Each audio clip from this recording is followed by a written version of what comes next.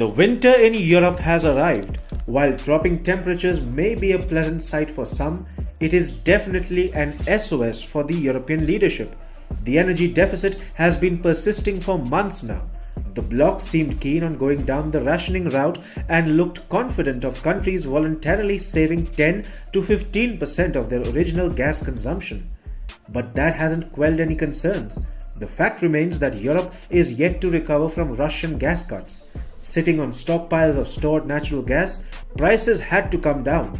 But now they've started to creep right back up, much to the disappointment of worried European governments and citizens. The Dutch title transfer facility, Europe's main benchmark for natural gas prices, surged by 11% on Monday, reaching the €113.7 per megawatt hour mark.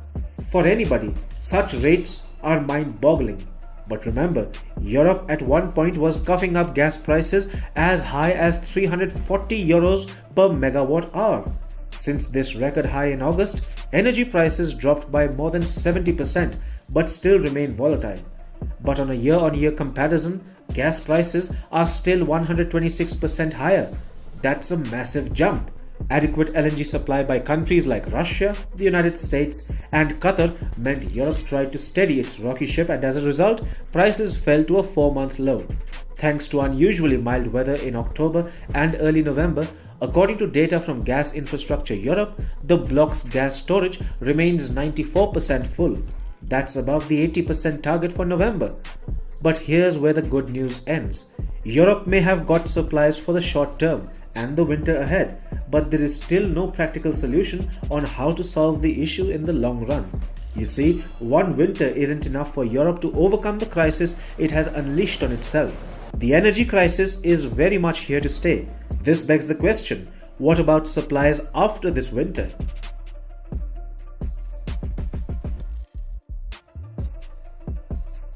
Europe may take solace in the fact that with storages 94% full, they will be through somehow, but the force of nature seems to have other plans.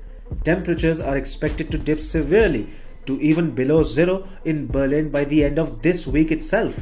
This, along with outages in Norway, which is the biggest exporter of gas to Europe right now, are leading to a spike in prices.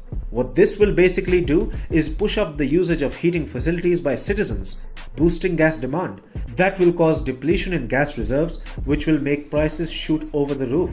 It's basic economics. This means that Europe's stockpile will deplete more rapidly than expected, especially if the extreme cold wave, as forecasted, persists.